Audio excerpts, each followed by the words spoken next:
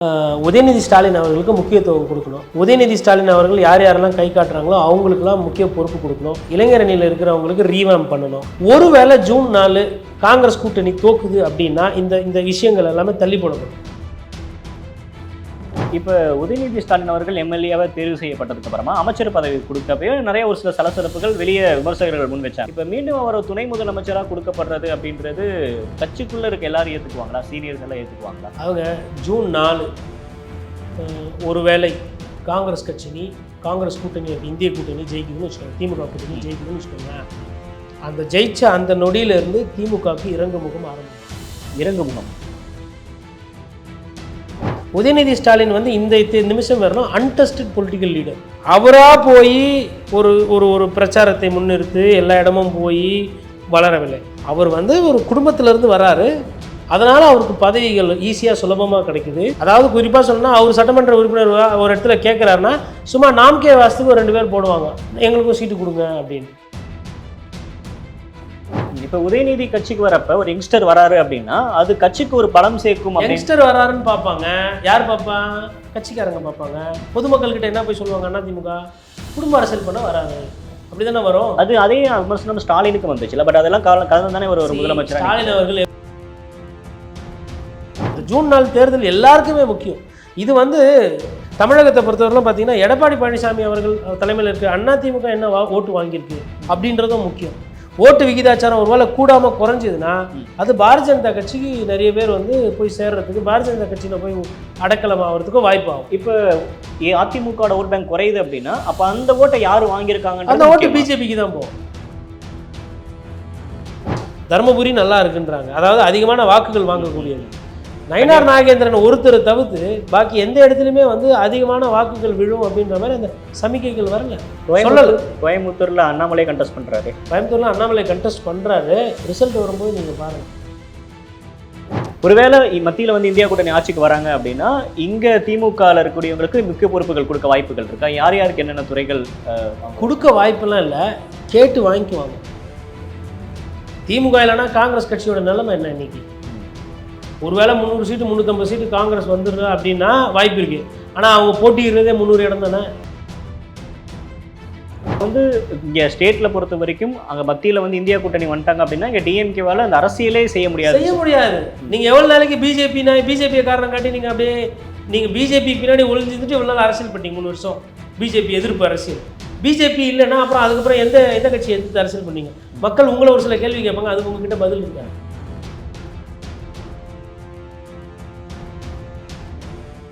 இப்போ தமிழ்நாட்டில் தொடர்ந்து பேசப்பட்டு இருக்க ஒரு விஷயம் தேர்தல் முடிந்த பிறகு அமைச்சரவையில் மாற்றம் இருக்கும் அப்படின்னு இப்போ நிறைய தகவல்லாம் வர ஆரம்பிக்குது. பிடிஆர் வகையின் உள்ளே வராரு, நாசருக்கு புதிய பொறுப்பு கொடுக்க போகிறாங்க அப்படின்லாம் சொல்லப்படுது. என்ன தகவல் இருக்குது? அதாவதுங்க இது இன்னும் செவி வழி செய்தி தான், ஊடகத்துலலாம் கொஞ்சம் கொஞ்சமாக கசிஞ்சு வருகிறது, இன்னும் ஊர்ஜிதப்படுத்தவில்லை. உங்கள் சோர்ஸ்னு ஒன்று இருக்கும். இல்லை அது என்ன சொல்கிறாங்கன்னா உதயநிதி ஸ்டாலின் அவர்களுக்கு முக்கியத்துவம் கொடுக்கணும். உதயநிதி ஸ்டாலின் அவர்கள் யார் யாரெல்லாம் கை காட்டுறாங்களோ அவங்களுக்குலாம் முக்கிய பொறுப்பு கொடுக்கணும். இளைஞர் அணியில் இருக்கிறவங்களுக்கு ரீவாம் பண்ணணும். மாவட்ட கழக செயலாளர் உதயநிதி ஸ்டாலின் அவர்களே ஏற்றுக்கொள்ள அந்த சிந்தனையில் இருக்கவங்கள ஒரு 4-5 பேரை உள்ளே கொண்டு வரணும். 6 சட்டமன்ற உறுப்பினர் இல்லை 5 சட்டமன்ற உறுப்பினர் ஒரே மாவட்ட செயலாளர் வச்சுருந்தா அங்கேருந்து ஒரு 2 எடுத்து அவருக்கு 3 இன்னொரு இளைஞர்களுக்கோ இல்லை புது ஆளுக்கோ அங்கே வாய்ப்பு கொடுக்கணும். அதே மாதிரி தலித் ஃபேஸஸ்களுக்கு கொஞ்சம் முக்கியத்துவம் கொடுக்கணும். இந்த மாதிரி ஒரு பேசு பொருள்லாம் இருக்குது. அதே மாதிரி ஜூன் 4 இப்போது இந்திய கூட்டணி ஆட்சி அமைதான். அப்போ யாரெல்லாம் அமைச்சர் ஆவாங்க திமுக சார்பாக, இல்லை யாரெல்லாம் டெல்லிக்கு முக்கியத்துவமாக இருப்பாங்க, இந்த விஷயங்களும் பேசப்படுகிறது. அப்போ இந்த 2 விஷயங்கள் ஆக்டிவாக போயிட்டுருக்கு. ஒருவேளை ஜூன் 4 காங்கிரஸ் கூட்டணி தோக்குது அப்படின்னா இந்த விஷயங்கள் எல்லாமே தள்ளி போடப்படும். ஏன்னா 2 விஷயம், அதாவது எப்படி தள்ளி போடப்படும்னா பர்ஃபார்மன்ஸ் பார்ப்பாங்க, யார் யாரெல்லாம் நல்லா. இப்போ தமிழகத்தை பொறுத்தவரையிலும் பெரிய 1-2 தான் போகுன்ற மாதிரி இருக்குது. இல்லை ஒரு 5-6 தொகுதி போயிடுச்சு அப்படின்னா அப்போ அந்த இடத்துல இருக்கிற மாவட்ட செயலராக மாற்றிட்டு வேறு மாவட்ட செயலர் போடுவாங்க. இளைஞர் அணியில் இருக்கிறவங்களுக்கு இன்னும் முக்கியத்துவம் கொடுத்துட்டு வயதானவர்கள் நிறைய பேர் இருக்கிறாங்க அதே பதவியில் அப்படியே இருந்துக்கிட்டு. அது ஒரு கட்சிக்காரருக்கும் ஒரு சலிப்பு தட்டு போயிருக்கும், பொதுமக்களுக்கும் ஒரு சலிப்பு தட்டு போயிருக்கும். அந்த மாதிரி விஷயங்களெல்லாம் இப்போது கணக்கு எடுத்துக்கிட்டு இருக்காங்க, கூர்ந்து கவனிச்சிக்கிட்டு இருக்காங்கன்ற மாதிரி தான் செய்தி. இதில் பிடிஆர் உள்ளே வராருன்னா பிடிஆர் ஆல்ரெடி அமைச்சராக தான் இருக்கார். அதில் முக்கியமாக வந்து இப்போ இந்த தேர்தலெல்லாம் மாறிச்சுன்னா இப்போ செந்தில் பாலாஜியோட நிலைமை என்ன? ஏன்னா ஒவ்வொருத்தராக பெயில் கேட்டுக்கிட்டு இருக்காங்க. பெயில் வந்துச்சுன்னா என்ன ஆகும்? இப்போ அரவிந்த் கெஜ்ரிவாலோட கேஸ் அப்படின்றது நிறைய பேருக்கு இப்போ ஹேமந்த் சோரானுக்கு ஒரு பாசிட்டிவாக இருக்கும், செந்தில் பாலாஜிக்கு ஒரு பாசிட்டிவாக இருக்கும். அப்புறமா வந்து அங்கே பார்த்தீங்கன்னா உங்களுக்கு இவங்க கவிதா அவர்கள் ரிலீஸ் ஆகிறதுக்கு ஒரு வாய்ப்பு இருக்கும். அதெல்லாம் இருக்குது. கண்டிப்பாக வந்து ஜூன் 4 மேலே கண்டிப்பாக அரசியல் மாற்றங்கள் இருக்கும். அதே மாதிரி இப்போ இதோட போகாது. இப்போ இந்த ஜூன் 4 தேர்தல் எல்லாருக்குமே முக்கியம். இது வந்து ரொம்ப ரொம்ப முக்கியமான ஒரு எலெக்ஷன். இது வந்து ஏதோ யார் அடுத்த பிரதமர்ன்றது கிடையாது. தமிழகத்தை பொறுத்தவரையிலும் பார்த்தீங்கன்னா எடப்பாடி பழனிசாமி அவர்கள் தலைமையில் இருக்க அதிமுக என்ன ஓட்டு வாங்கியிருக்கு அப்படின்றதும் முக்கியம். ஓட்டு விகிதாச்சாரம் ஒருவேளை கூடாமல் குறைஞ்சதுன்னா அது பாரதிய ஜனதா கட்சிக்கு நிறைய பேர் வந்து போய் சேர்றதுக்கு, பாரதிய ஜனதா கட்சியில் போய் அடக்கலம் ஆகிறதுக்கும் வாய்ப்பு ஆகும். இப்போ அதிமுக ஓட் பேங்க் குறையுது அப்படின்னா அப்போ அந்த ஓட்டை யார் வாங்கியிருக்காங்க? அந்த ஓட்டு பிஜேபிக்கு தான் போகும். ஏன் சீமான் இருக்காரு? சீமான் இருக்காரு. சீமானோட பிரச்சனை என்னன்னா அவரோட சின்னத்தை வந்து பிடுங்கிட்டாங்க. அவருக்கு வந்து சின்னத்தையே வந்து இது பண்ணியிருக்காங்க. அதனால இப்போ சீமான் அவர்கள் வாக்கு விகிதாச்சாரம் ஏறதுக்கு சாத்தியக்கூறு இருக்குன்னா இருக்கு. பட் எந்த அளவுக்குன்றதை பார்க்க இல்லை. அந்த ஓட்டு வரலன்னா அப்போ அந்த சின்னத்தினால பிரச்சனை. ஏன்னா அந்த விவசாயி சின்னம் வந்து ஒரு 7 விழுக்காடு 6லேருந்து 7 விழுக்காடு கஷ்டப்பட்டு பல வருஷமா போராடி எடுத்துன்னு வந்து விட்டாச்சு. அந்த சின்னத்தை பிடிங்கிட்டு இப்போ சின்னத்தை மாற்றிட்டாங்க. அப்போ அந்த சின்னத்தை பார்த்து மைக்கு சின்னம் எந்த அளவுக்கு ரீச் ஆகிருக்கு, எத்தனை பேர் அதை ஓட்டு போட்டிருக்காங்கன்றதை பார்க்கணும். ஒன்று இப்போ திமுகவை பொறுத்த வரைக்குமே அவங்களோட ஓட் பர்சன்டேஜ் வந்து 2019 எவ்வளோ இருந்துச்சோ அதே இதை இப்பயும் வாங்கணும். புதுசாக எதையும் செய்ய வேணாம். திமுக போன தேர்தல் அதுக்கு முன்னாடி தேர்தல் என்ன பண்ணாங்களோ அதை ஒண்டி பிசுறு தட்டாமல் தப்பு நடக்காமல் பண்ணியிருந்தாவே போதும். ஏன்னா ராகுல் காந்தியோட அந்த வசீகரம் வந்து தமிழ்நாட்டில் குறையல, கேரளாவில் குறையல, தென்னிந்தியாவில் குறையல. ராகுல் காந்தியை பாரத பிரதமராக பார்க்கணுன்ற அளவில் தான் தமிழக வாக்காளர்கள் இருந்திருக்கிறாங்க. ராகுல் காந்தி மீது ஒரு பெரிய கோபமோ இல்லை ஒரு நம்பிக்கை இல்லாதமையோ இங்கே இருக்கக்கூடிய மக்களுக்கு இல்லை. காங்கிரஸ் மீது இருந்த அந்த அந்த பாராளுமன்ற தேர்தல் வரும்போது காங்கிரஸ்க்கு ஓட்டு போடணும் அப்படின்ற அந்த ஒரு மனப்பான்மை 2 தேர்தலை வெளிப்படுத்தியிருக்கிறாங்க தென்னிந்தியாவில். அப்படின்னு அது ஒன்றும் பிரச்சனை கிடையாது. இப்போ இந்த தேர்தல் ஜூன் 4 தேர்தல் வந்து திமுகவுக்கு வந்து அங்கே மேலே ஆட்சி மாற்றம் பண்ணணும். அதிமுகவுக்கு வந்து திமுகவுக்கு பிரதான எதிர்கட்சியாக அவங்க வரணும். பிஜேபிக்கு வந்து அதிமுக ஓவர்டேக் பண்ணணும், ஒரு 3-4 சீட்டு ஜெயிக்கணும் குறைந்தபட்சம். இந்த மாதிரி ஒவ்வொருத்தருக்கும் தமிழகத்தை மையமாக வைத்து ஒரு சில எதிர்பார்ப்பு. ஒரு சீட்டு பாஜக ஜெயிச்சாங்கன்னா கூட அது அவங்களுக்கான கான்ஃபிடென்ட் தானே, வரவே மாட்டான்னு சொன்னீங்க, இங்கே நாங்கள் வளர்ந்துட்டோம் அப்படின்னு. ஏன் ஓபிஎஸ் அவர்களுக்கு ஜெயிச்சுட்டு எடுத்துன்னு வந்து அந்த ஒத்த சீட்டை உங்களுக்கு தானே கொடுத்தாரு. இப்போது ஒரு உதாரணத்துக்கு ஒரு பேச்சுக்கு சொல்கிறேன், தர்மபுரியில் பாட்டாளி மக்கள் கட்சி ஜெயிக்கிறாங்கன்னு வச்சுக்கோங்க. அது எப்படி பாரதிய ஜனதா கட்சிக்கு அந்த வெற்றி போகும்? தர்மபுரியில் என்ன புதுசாக இன்னைக்கு நேத்தா வந்து நிற்கிறாங்க பாட்டாளி மக்கள் கட்சி. இதற்கு முன்னாடி அன்புமணி ராமதாஸ் ஜெயிச்சிருக்கிறாரு. மேட்டூரில் ஜி.கே. மணி அவர்களுக்குன்னு ஒரு செல்வாக்கு. எல்லாமே திராவிட கட்சிகளோட கூட்டணியில் 2014 தவிர்த்துட்டா திராவிட கட்சிகள் என்ன இருந்தாலும் பாட்டாளி மக்கள் கட்சிக்குன்னு ஒரு 5லேருந்து 6 விகிதாச்சார வாக்குகள் இருக்குதுன்னு செய்யுது. அது எப்படி பாரதிய ஜனதா கட்சி பிளாட்ஃபார்ம்னு வரும்? அப்போ பாஜக சார்பா தாமரை இப்போ பொன் ராதாகிருஷ்ணன் ஜெயிக்கிறாரு, அவர் சுயமா ஜெயிக்கிறாருன்னா எஸ். திருநெல்வேலியில் பாரதிய ஜனதா கட்சி ஜெயிக்குது, ஐயா நயனார் நாகேந்திரன் ஜெயிக்கிறாருன்னா எஸ். கோயம்புத்தூரில் திரு அண்ணாமலை ஜெயிக்கிறாரு அப்படின்னா ஆமாம் பாரதிய ஜனதா கட்சி வளர்ந்துருக்கு. நீங்கள் மற்ற கட்சி தலைவர் டிடிவி தினகரன் வாங்குற ஓட்டு, இல்லை ஓபிஎஸ் வாங்குற ஓட்டு, இல்லை வேலூரில் வந்துட்டு ஐயா திரு இவரு ஏசி சண்முகம் வாங்குற ஓட்டோ, இல்லை ஐயா பாரிவேந்தர் பச்சமுத்து அவர்கள் வாங்குற பெரம்பலூரில் வாங்குற ஓட்டு, இதெல்லாம் வந்து பிஜேபியோட வாட்டா நீங்கள் சொல்லிக்கலாம் தானே வரும். தாமரை சின்னத்தில் நீங்கள் சொல்லிக்கலாம். ஆனால் இதற்கு முன்னாடி அவங்க தனிப்பட்ட செல்வாக்கு வாங்கி வைத்துள்ளார்கள். அந்த ஏரியாவில் செல்வாக்கு, அந்த ஏரியாவில் அவங்க செல்வாக்கு வாங்கி வச்சிருக்கிறாங்க. அந்த வாக்குகள் உங்களுக்கு வரும், அதை உங்கள் கணக்கில் நீங்கள் சேர்த்துக்கலாம். ஆனால் உங்கள் வேட்பாளர் இப்போ வினோத் செல்வன் மத்திய சென்னையில் ஜெயிக்கிறாருன்னா கரெக்ட், பிஜேபி ஜெயிக்குது. தமிழிசை ஜெயிக்கிறாங்கன்னா ஏன்னா இங்கே வந்து மத்திய சென்னையில் பாமகவோ இல்லை மத்திய சென்னையில் வந்து ஐயா ஜி.கே. வாசன் அவர்களுக்கோ இல்லை வந்து மற்ற சிறிய கூட்டணி கட்சிகள் இருக்கிறவங்கலாம் இங்கே வந்து அங்கே பெரிய சப்போர்ட் கிடையாது. பிஜேபி தான் பெரிய கட்சி மத்திய சென்னையை பொறுத்தவரை இன்னைக்கு அந்த கூட்டணியில். அப்போ மத்திய சென்னை வினோத் செல்வனே நிற்கிறாரு, அவர் ஜெயிக்கிறாருன்னா அப்போ அது பிஜேபிக்கு எடுத்த வெற்றி. இப்போ ஊட்டியில் போய் ஐயா முருகன் நின்று இருக்காரு, ஊட்டியில் ஜெயிக்கிறாருன்னா அது அவரோட பாரதிய ஜனதா கட்சியோட வெற்றி, முருகனோட வெற்றி. மற்ற தொகுதியோட நீங்கள் மிங்கிள் பண்ணக்கூடாது. இப்போது தர்மபுரி நல்லா இருக்குன்றாங்க, அதாவது அதிகமான வாக்குகள் வாங்கக்கூடியது. நயனார் நாகேந்திரன் ஒருத்தரை தவிர்த்து பாக்கி எந்த இடத்துலையுமே வந்து அதிகமான வாக்குகள் விழும் அப்படின்ற மாதிரி அந்த சமிக்கைகள் வரல, சொல்லலை. கோயம்புத்தூரில் அண்ணாமலை கண்டெஸ்ட் பண்ணுறாரு, கோயம்புத்தூரில் அண்ணாமலை கண்டெஸ்ட் பண்ணுறாரு. ரிசல்ட் வரும்போது நீங்கள் பாருங்கள் எவ்வளோ. ஏன்னா அங்கே அதிமுகவும் திமுகவும் வந்து வேலை பார்த்துருக்காங்க, கூட்டணி மாதிரி கிட்டத்தட்ட 1-2 அவங்களுக்குள்ளேயே ஆடி இருக்காங்க. எது எப்படி நடந்தாலும் சரி அண்ணாமலை அவர்கள் முன்னாடி வந்துடக்கூடாதுன்றது ரொம்ப தெளிவாக இருந்தது. இப்போ உதயநிதி ஸ்டாலின் அவர்கள் எம்எல்ஏவாக தேர்வு செய்யப்பட்டதுக்கு அப்புறமா அமைச்சர் பதவி கொடுக்கப்பவே நிறைய ஒரு சில சலசலப்புகள் வெளியே விமர்சகர்கள் முன் வச்சாங்க. இது கொடுக்கக்கூடாது, சீனியர்ஸ்க்கு கொடுங்க, இல்லை கட்சிக்காக வேலை பார்த்துட்டு கீழே இருந்து ஒருத்தருக்கு மேலே கொடுங்க அப்படின்லாம் பேச்சு அடிபட்டுச்சு.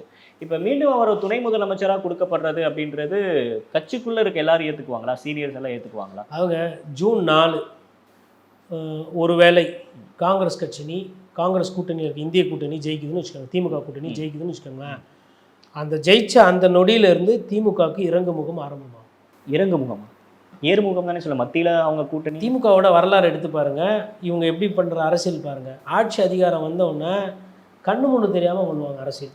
இப்போவே அப்படி தான் பண்ணியிருக்காங்க. இந்த 3 வருஷத்தில் மக்களுக்கு வந்து 1000 ரூபாய் கொடுத்தது நல்ல விஷயம், மக்களுக்கு வந்து இலவச பஸ் பாஸ் கொடுத்தது பெண்களுக்கு நல்ல விஷயம், நான் முதல்வன் ஸ்கீம் போன்ற திட்டங்கள் வந்திருக்கு, படிக்கிற பசங்களுக்கு வந்துட்டு அந்த தொகையெல்லாம் கொடுக்குறாங்க, அதெல்லாம் ரைட்டு.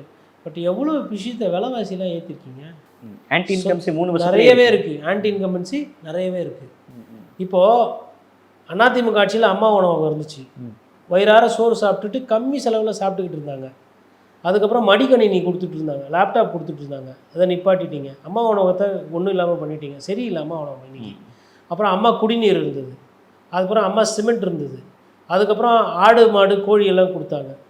ஏதோ ஒன்று, அது கோழியாக இருந்தால் கூட சரி, அதை வளர்த்து வந்து ஒரு 10 கோழி தான் வச்சுக்கோங்களேன், அதில் 5 குஞ்சை வளர்த்து பெருசாக்கி விற்றா கூட 500 ரூபா நிற்கும் குறைந்தபட்சம். நான் சொல்கிறது இல்லை, ஒரு 1000 ரூபா நிற்கும். ஒரு கோழி 200 ரூபா போச்சுன்னா கூட நாட்டுக்கோழி. ஆடை பொறுத்தவரையிலும் ஒரு ஒரு 2 குட்டி போட்டுதுன்னா அந்த 2 குட்டியை வளர்த்து விற்றாங்கன்னா 12,000 ரூபாலேருந்து 14,000 ரூபா இருக்குது. தீபாவளி அந்த மாதிரி நேரத்தில் விற்றா இன்னும் கூட காசு கிடைக்கும். மாடு கேட்கவே வேணாம், ஒரு நாளைக்கு 5 லிட்டர் பால் கறந்ததுன்னா போதும், காலைல 3 லிட்டர், சாயந்தரம் 2 லிட்டரு. அந்த 5 லிட்டருனாமே குறைஞ்சது வந்து ஒரு நாளைக்கு வந்து ஒரு 200 ரூபா நின்றுடும் அந்த குடும்பத்துக்கு. 1 லிட்டர் பால் 40 ரூபா போனால் கூட தண்ணிக்கு நீ ஊற்றுறாங்கன்னு வச்சுக்கோங்களேன், அந்த 5 லிட்டரை 7 லிட்டர் ஆகிடுவாங்க அவங்க. 7 × 50 ரூபா 1 லிட்டருன்னு வச்சுக்கோங்களேன். பசும்பால் மாட்டுப்பால் 40 ரூபா வச்சுக்கோங்களேன் குறைந்தபட்சம். கிராமத்தில் விலை கூட கிடைக்காது. உங்களுக்கு 40 ரூபா கூட 280 ரூபா. மாட்டுக்கு வந்து ஒரு நாளைக்கு வந்து ஒரு 80 ரூபாய்க்கு அதுக்கு தீனியில் 100 ரூபா ஆகும். 100 ரூபா 150 ரூபா நிற்கிது. அப்போ மைக்ரோ லெவலில் ஒரு சில திட்டங்கள்லாம் பண்ணி வைத்திருந்தது அதிமுக. ரேஷன் கடையில் காசு கொடுக்குறது, அந்த விஷயத்தை ஆரம்பித்தது யார்? எடப்பாடி பழனிசாமி பண்ணாங்க. அதுக்கப்புறம் திமுகவும் அதை பண்ணியிருக்கு. அப்போ ஒரு சில விஷயங்கள்லாம் வந்து அங்கே கம்மியாக இருந்தது. சொத்து வரி கம்மியாக இருந்தது, கரண்ட் பில்லு வேலை இவ்வளோ ஏற்றலை, அதிகமாக இருக்குது. அதுக்கப்புறம் இந்த தலைவலி ரவுடி பஞ்சாயத்துங்க, இந்த கஞ்சா போன்ற விஷயங்கள்லாம் அதிகமாக இருக்குது.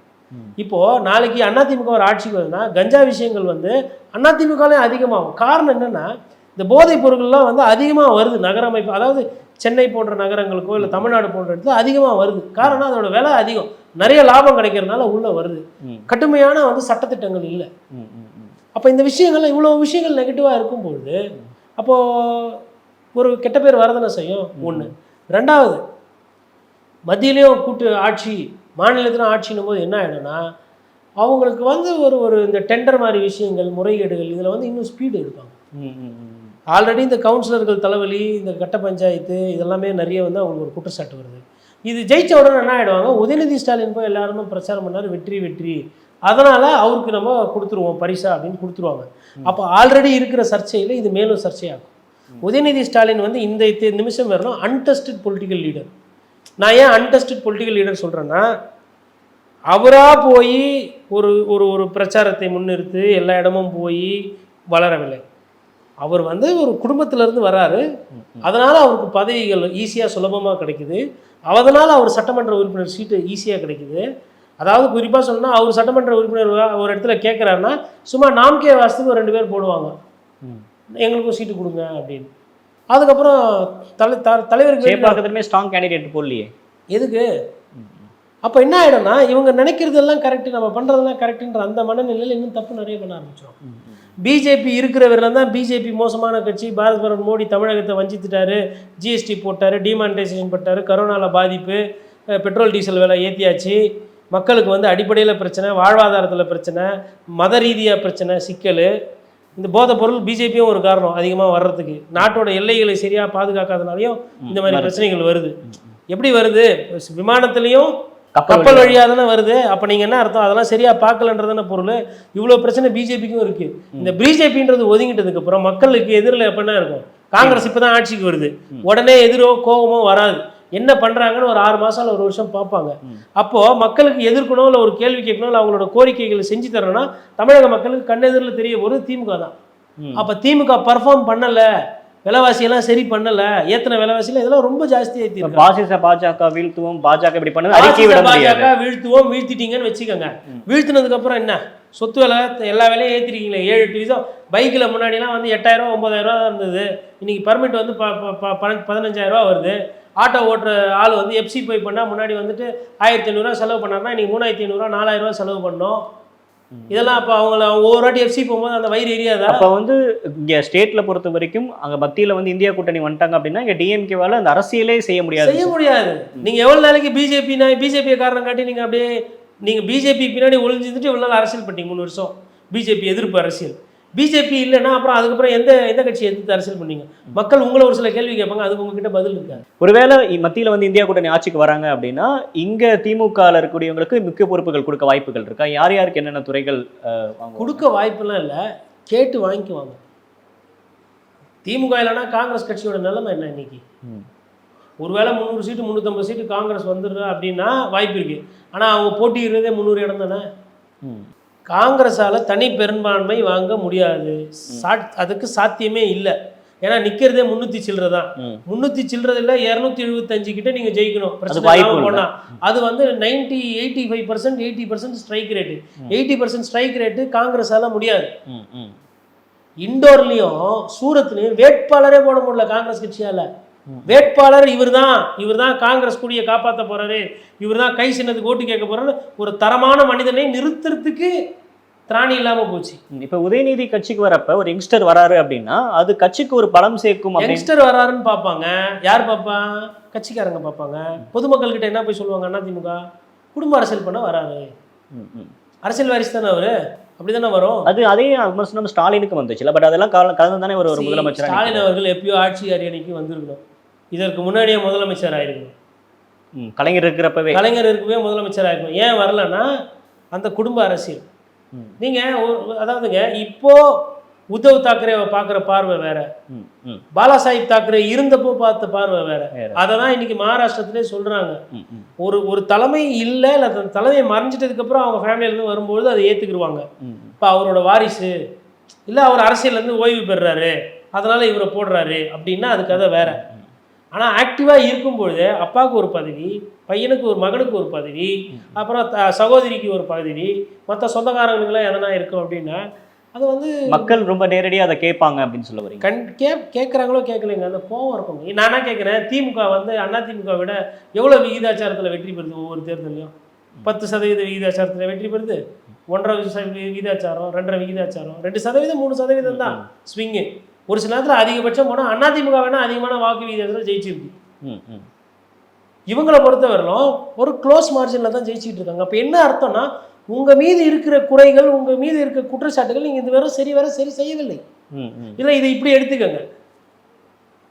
இவர் வந்து உதயநிதி ஸ்டாலின் வந்துட்டு இப்போ என்ன எதிர்பார்த்தது லைன்ஸில் தானே பண்ண போகிறீங்க. என்ன பண்ணுவீங்க? அவரை டெப்டி சிஎம் வைக்குவீங்க, அவருக்கு தோதா இருக்கிறவங்களுக்கு அமைச்சரவையில் முக்கியத்துவம் கொடுப்பீங்க, அவரு கை காட்டுறவங்களும் மாவட்ட செயலர். இது எல்லாருக்குமே தெரிஞ்சது தானே. இதில் என்ன சர்ப்ரைஸ் இருக்குது? இதில் என்ன அரசியல் ஸ்ட்ராட்டஜி இருக்குது? இதில் என்ன அரசியல் ஆளுமை இருக்குது?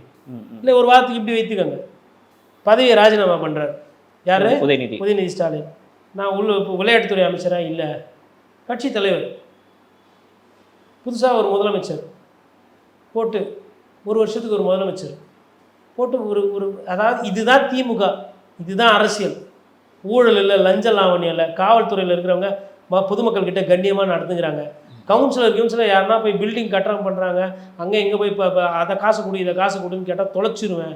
இந்த போலீஸ் எல்லாம் வந்துட்டு இந்த ஹெல்மெட்டு போடல, இல்லை உன் வேலை என்ன, சலான் போட்டியா ஃபைன் போட்டியா, அதோடு முடிஞ்சிடணும்.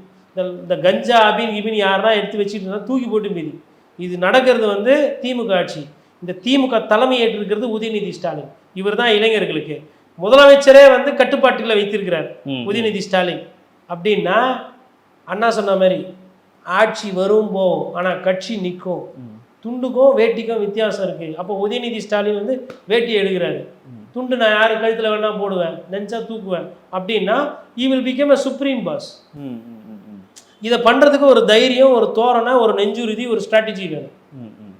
ஐயோ இன்னொருத்தர் முதலமைச்சராக போட்டு அவர் நமக்கு டாட்டா போய் காட்டிட்டாருன்னா, இப்போ செந்தில் பாலாஜி மாரி ஒரு ஆள் உதாரணத்துக்கு பல்வேறு கட்சிகளுக்கு போகிறாரு, பல்வேறு கட்சி அவர் தூக்கி நீங்கள் ஒரு முதலமைச்சராக போகிறீங்கன்னா என்ன பண்ணுவார் அவர்?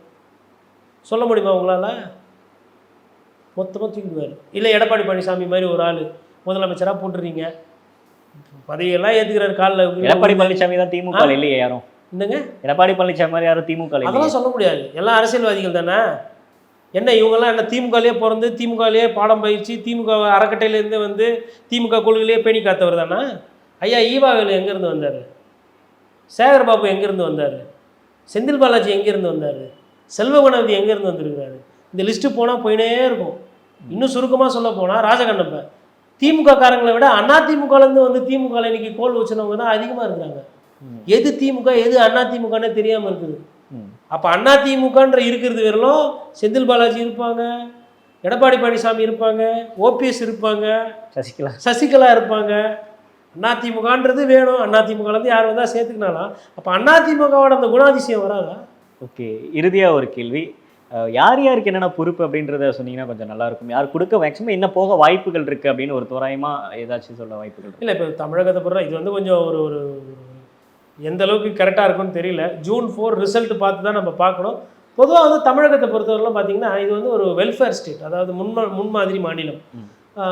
ரயில்வே துறை வந்து அதிகமாக நம்ம கேட்டு வாங்கியிருக்கோம். உதாரணத்துக்கு ஈவா வேலு அவர்கள் இருந்திருக்காரு, ஏகே மூர்த்தி இருந்திருக்கிறாங்க பாட்டாளி மக்கள் கட்சி கூட்டணியில் இருந்த காலத்தில். அப்புறம் அன்புமணி ராமதாஸ் எழுத்து வாங்கியிருக்காரு.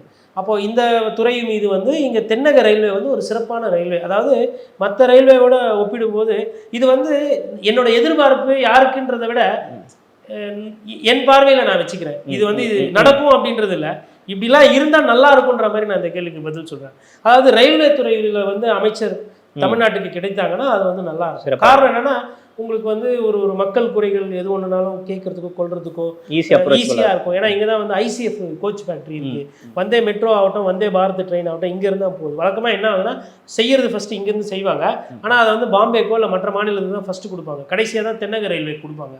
அந்த மாதிரி தென்னக ரயில்வேக்குன்னு ஒரு சில ஓர வஞ்சனைலாம் ரொம்ப நடக்குது. அதெல்லாம் குறைக்கும் ஒரு மத்திய அமைச்சர் வந்தா. ஓகே, தமிழ்நாட்டில் பொறுத்த வரைக்கும் ஏதேனும் மாற்றம்? இது பாரதிய ஜனதா கட்சி வந்தா கூட இதே கொடுக்கலாம். இது வந்து காங்கிரஸ் கட்சி தான் வந்தா கொடுக்கணும்னு இல்லை. ஏன் ஐயா முருகன் வந்து இன்னும் வந்து ஒரு படி மேலே போயிட்டு கூட இன்னும் ஒரு முக்கியத்துவம் கொடுக்கலாம். இல்லை ஐயா அண்ணாமலை கூட ஒரு ஆள் அமைச்சர் ஆறாரு வச்சுக்கோங்களேன், அவங்களுக்கு எதனா ஒரு நீங்க ஜெயிக்கணும்ல. ஜெயிக்கணும், அதுதான் நான் வந்து வியூகத்தில் தான் பேசிக்கிட்டு இருக்கிறேன். இந்த கேள்வி என்னோட ஆசையை சொல்கிறேன். தமிழகத்துக்கு அமைச்சர் கிடைக்கணும்னா இந்த துறைக்கெல்லாம் தமிழகத்துக்குலேருந்து அமைச்சர்கள் ஆனாங்கன்னா அது நல்லது நடக்கும் அப்படின்றது என்னோட. இந்த தகவல் தொழில்நுட்பம்லாம் ஒன்றும் வேணாம், அதனால வந்து கெட்ட பேர் தான் இந்த 2G 3G 4G 5G. ஏன்னா பிஎஸ்என்எல்லாம் ஒன்றும் சரி பண்ணுற மாதிரி தெரியல. ஓகேங்களா, அது வந்து என்ன பண்ணுறாங்க ஏது பண்ணுறாங்கன்னு தெரியாது. மக்கள் சார்ந்த துறைகள் இருந்தால் நன்றாக இருக்கும். அதே மாதிரி இந்த சுங்கவரி நேஷனல் ஹைவேஸ்லாம் எடுப்பாங்க, ஆனால் அதை தான் விரும்புவாங்க. இப்போ ஐயா டிஆர் பாலு அதிகமாக பாலம் கட்டினார், கூட பாலம் கட்டி என்ன பண்ணார், டோல் போட்டார். டோல் போட்டதுனால என்ன பண்ணுறாங்க, இன்னைக்கு தமிழகத்தில் தான் அதிகமான சுங்க வரிகள் இருக்குது, தமிழகத்தில் தான் அதிகமாக மக்கள் வந்து சாலைக்கு காசு செலுத்துகிறாங்க. அப்போ அமைச்சர் பார்க்குறதுக்கு பெருசாக இருக்கும், ஆனால் பாதிப்பு யாருக்கு, பொதுமக்களுக்கு. அதனால் இந்த மாதிரி இந்த பணம் நிறைய இருக்கிற தொகுதிகளை விட இந்த மாதிரி இந்த மக்கள் சார்ந்த விஷயங்கள் கிடைச்சதுன்னா, இலாக்காக்கள் கிடைச்சதுன்னா நன்றாக இருக்கும் என்பது என்னோட புரிதல். தமிழ்நாட்டில் ஏதாவது சேஞ்சஸ் வருமா? யார் பெரிய அளவுக்கு அமைச்சரவை மாற்றம் வருமா? இப்போ இருக்கிற சூழ்நிலையில் பெரிய மாற்றங்கள் இருக்காது, இருந்தால் 1-2 இருக்கலாம், அவ்வளோதான். அதுக்கு மேலாம் இது பண்ணலாம் இருப்பாங்க. இன்னொன்று திமுக தலைவர் ஸ்டாலின் அவர்கள் வந்து ஏதோ சில காரணங்கிறதுனால சாட்டியை சொல்லிட்டு வந்து பயப்படுறாரா இல்லை யோசிக்கிறாரா, ஏன் என்ன காரணம்னு தெரியல. குற்றச்சாட்டுகள் ஒரு சில நேரத்தில் வருது, ஒரு சில அமைச்சர்கள் சரியில்லைன்ற மாதிரி அந்த பேசுபொருள்லாம் போகுது. அது போயும் கூட வந்து ஒரு ஒரு செயலில் வந்து ஒரு பெரிய சேஞ்சஸ் இல்லை. ஆஃபீஸர்ஸே மாற்றலையே பெருசா. உங்களுக்கு ஒரு சில ஆஃபீஸர்களால் கெட்ட பேர் இருக்குது அப்படின்றாங்க, அந்த ஆஃபீஸர்களையும் அவங்க மாற்றுறதுக்கு கொஞ்சம் தயங்குறாங்கல்ல. உதாரணத்துக்கு உதயச்சந்திரன் அவர்கள் தான் வந்து ஆட்சியை கட்டுப்படுத்துறாருன்ற மாதிரிலாம் ஒரு பேசுபொருள் வந்திருக்கு. அப்படி ஒரு பேசுபொருளே வந்திருக்கக்கூடாது, அது வரவேற்றிருக்கக்கூடாது, வரவே கூடாது. அதிகாரி அரசியல்வாதி, அரசியல் ஆளுமை, முதலமைச்சர் சொல்லுவதை கேட்பதற்கு தான் அதிகாரி. இதை நான் சொல்லலை, நீங்கள் திமுக காரங்களே நிறைய போய் கேட்டு பாருங்க. உதயச்சந்திரன் ரொம்பங்க, அதே மாதிரி ஒரு காலத்தில் சைலேந்திர பாபு பற்றி சொன்னாங்க, போலீஸை பொறுத்தவரைலாம் அவர் தான். இந்த மாதிரி அதிகாரிகளுக்கு பேரோ பெருமையோ போகக்கூடாது. கடந்த காலத்தில் அம்மையார் ஜெயலலிதா ஆட்சி காலத்தில் எதனா அதிகாரிக்கு இந்த மாதிரி பேர் கிடச்சிதா, பெருமை கிடச்சிதா? ஏன் உங்கள் ஆட்சியில் ஒண்டி அதிகாரிகளுக்கு வராங்க, முக்கியத்துவம் கொடுக்குறாங்க? ஏன் அதிகாரிகள் வைத்தது சட்டமாக இருக்கிறது? அதிகாரிகளாக நாளைக்கு போய் ஓட்டு கேட்பாங்க, திமுக காரங்க தான் போய் ஓட்டு கேட்பாங்க. ஓகே, திமுக காரங்களுக்கு கொடுக்கலாம் அந்த முக்கியத்துவத்தை. பட் என்ன மாற்றங்கள் வருது அப்படின்றத ஜூன் 4க்கு அப்புறம் நம்ம பார்க்கலாம். நன்றி, வணக்கம். நன்றி, வணக்கம்.